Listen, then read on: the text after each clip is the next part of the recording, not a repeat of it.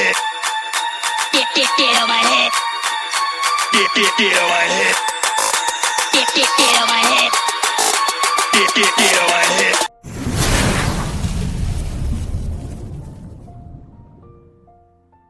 तो मेरे पास ये क्वेश्चन होता है कि एक्सपायर हो, मैंने टेस्टिंग की है, इसका एक्सपायर नहीं होता है लिंक, तो मैं एक बार आपके जानना चाहता था कि अगर हो रहे हैं। नहीं ऐसा तो नहीं ऐसा बिल्कुल भी नहीं है, एक्सपायर वाला नहीं है। बट एक बार स्टार्टिंग में ऐश ने बोला था कि अभी नहीं, मे बी आने वाले जब हम लॉन्च हो जाएंगे, जब सिस्टम सारा होगा, तब जाके ये थोड़ी शायद नौबत आने वाली है। बट अभी ऐसा कुछ भी नहीं है। ओके, अभी ऐसा कुछ नहीं है, नथिंग। वो हमारा लिंक है तो वो सर मैंने ऐसा थोड़ा अनुभव किया है मुकेश जी, डिलो सर। कई केस में ऐसा हुआ है, जैसे अगर काफी दिन हो जाते हैं लिंक को, तो वो डायरेक्ट रजिस्ट्रेशन पेज ओपन नहीं करता है, ऐसा हुआ है। और वो साइट पे या ओट्रीम के उस पे चला जाता है। ऐसा कई बार देखा है सर। मैंने पर्सनली 72 आवर में अगर आ रहा था तो मैंने पर्सनली इसकी टेस्टिंग करके देखी, तो मैंने उसके बाद भी जाके एक ईमेल आईडी बनाई और मेरे अंदर ही वो आया वहां पे, तो एक्सपायर तो नहीं हुआ। बस क्योंकि इसका रीजन एक ये भी हो सकता है कि अगर एक्सपायर हो रहा है, सपोज कीजिए मैंने अपने एफबी पे कोई मैंने पोस्ट किया, पोस्ट के साथ में मैंने अपना वहां पे लिंक डाल दिया, और लिंक डालने के बाद वो सपोज 10 दिन 20 दिन बाद कोई भी अगर उसको पोस्ट को देखता है, हो सकता है वो इंटरेस्टेड हो और उस लिंक पे क्लिक करता है, वो अगर एक्सपायर हो जाएगा तो फिर मेरा पोस्ट डालने का मतलब नहीं रहेगा कि उसको वो इंटरेस्टेड है, उसमें अंदर आएगा नहीं आएगा।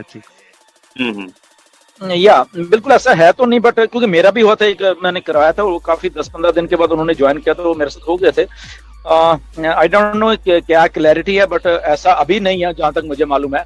आने वाला यस, जब हम लॉन्च या सारा फुल फ्लेज तरीके से चलेंगे तब कुछ ऐसा प्रोग्राम होगा। पर स्टिल अगर ऐसा है तो मे भी कुछ आईडीज में ऐसा हो, कुछ में नहीं हो रहा होगा।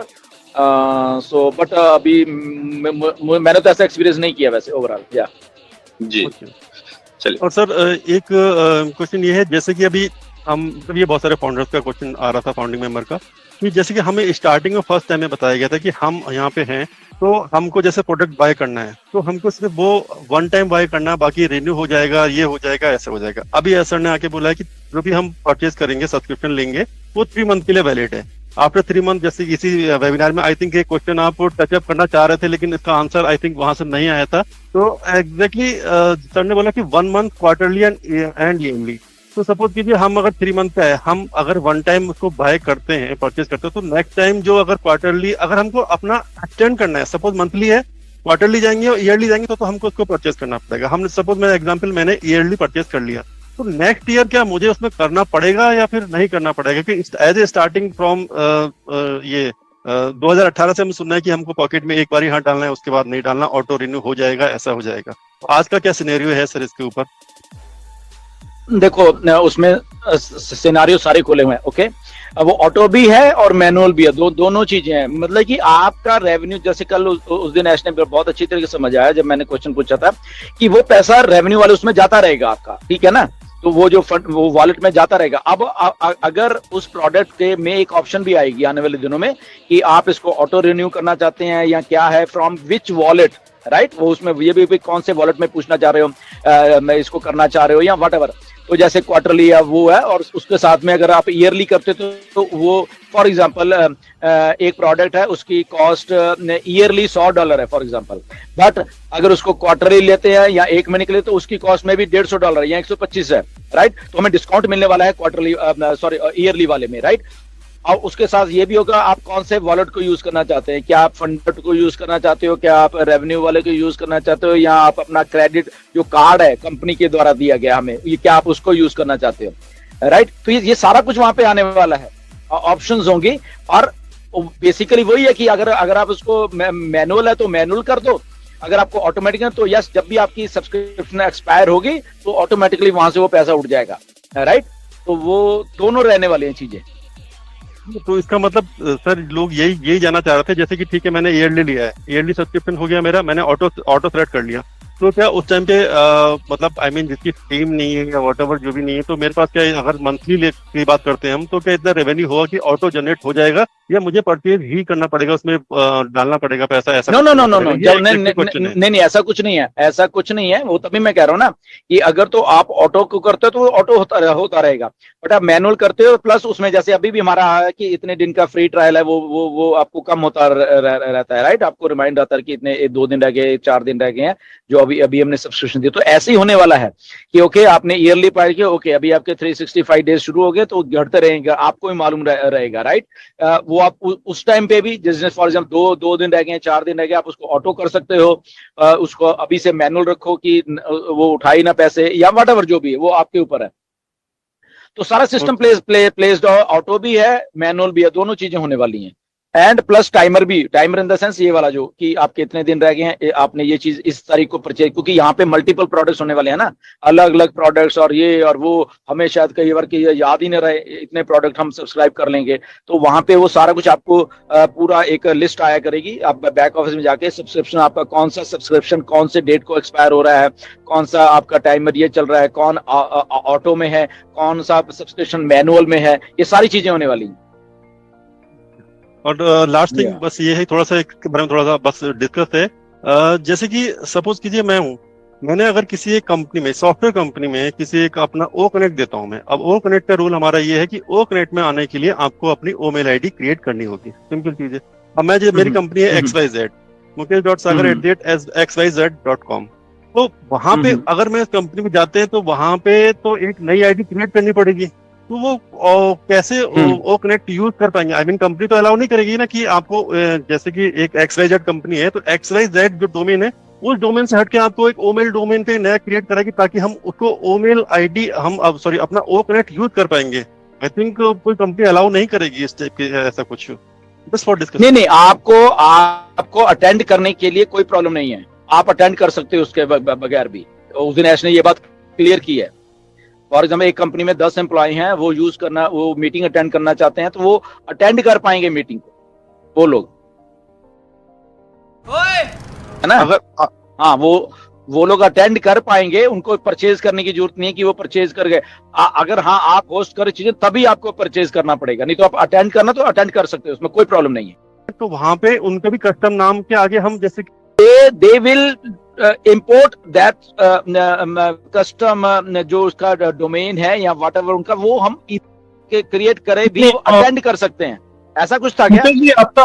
मुकेश जी आपका सवाल एक बार फिर से रिपीट करिए, बिकॉज मेरे को बराबर से क्लैरिटी करने के लिए। क्वेश्चन ये है, जैसे कि सपोज कीजिए एक सॉफ्टवेयर कंपनी है, ठीक है, 100 500 जितने भी एम्प्लॉय की कंपनी रहती है, उनका एक अपना डोमेन नेम होता है xyz.com। ये मैं जैसे मेरी आईडी बनेगी तो mukesh@xyz.com, ये मेरी आईडी हो गई। अब यहाँ पे हमारा ओ कनेक्ट है, ओ कनेक्ट में हमारा रूल है कि अगर ओ कनेक्ट में हम अगर मीटिंग में अगर एंटर करते हैं तो हमको ओमेल आईडी क्रिएट करनी पड़ेगी। इवन हम अटेंडी हैं, अटेंडी भी ईमेल आईडी क्रिएट करनी पड़ेगी। हाँ, उनको प्रोडक्ट परचेज करने की जरूरत नहीं है, उनको अटेंडी लाइफ टाइम वो अगर ओमेल आईडी क्रिएट कर लेंगे तो वो कर पाएंगे, ठीक है। अगर अब कोई कंपनी नहीं अलाउ करेगी कि हम उसको अपना डोमेन छोड़ के नई ईमेल आईडी मतलब omail.com से क्रिएट कराएं तब जाके वो अटेंड करे, तो इसमें कैसे एंटर करेंगे हम उन एक टेक कंपनीज में, जो एक बड़ी बड़ी कंपनी में कैसे जाएंगे, उसमें कैसे क्या रहेगा? नहीं, इसमें मुकेश मेरे ख्याल मिक्स हो रहा है। Domain is something else. Domain तो वो यहाँ पे भी ला सकते हैं। डोमेन जब डोमेन वाला काम शुरू होगा, here we are talking about Omail only, ठीक है ना। तो अगर उनकी फॉर एग्जांपल xyz@mukeshsagar.com ईमेल बनी हुई है, फॉर एग्जांपल जो कस्टम ईमेल होती है, राइट? आप उसी की बात कर रहे हो ना?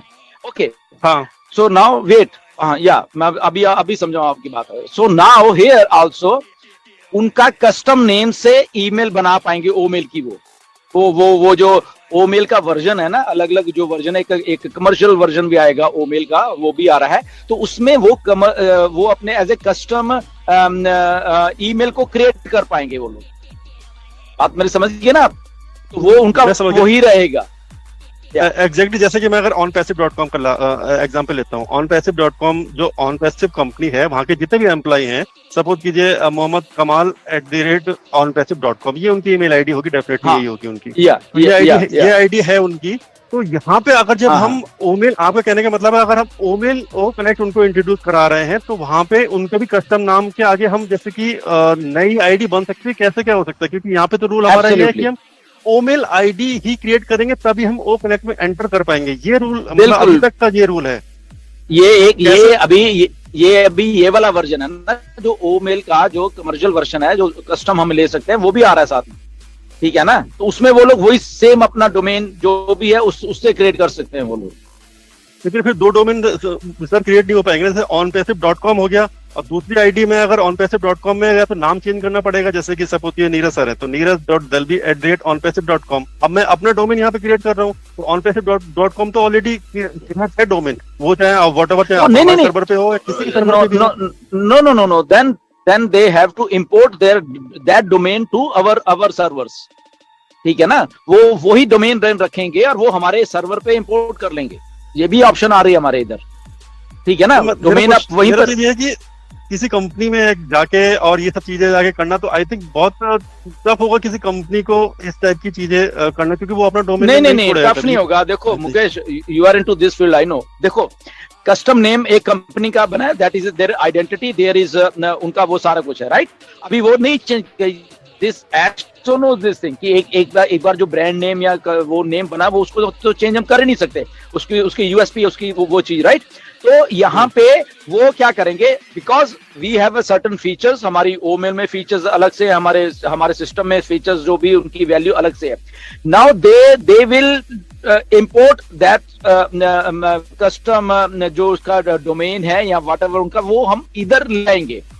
They can migrate into OnPassive, तो वो सारा का सारा जो भी है तो यहाँ पे आके उनका सेम वही चीज रहेगा everything, but now they are getting more value और या जो भी है। तो ये ऐसा एक कॉर्पोरेट्स के OnPassive, the future of internet.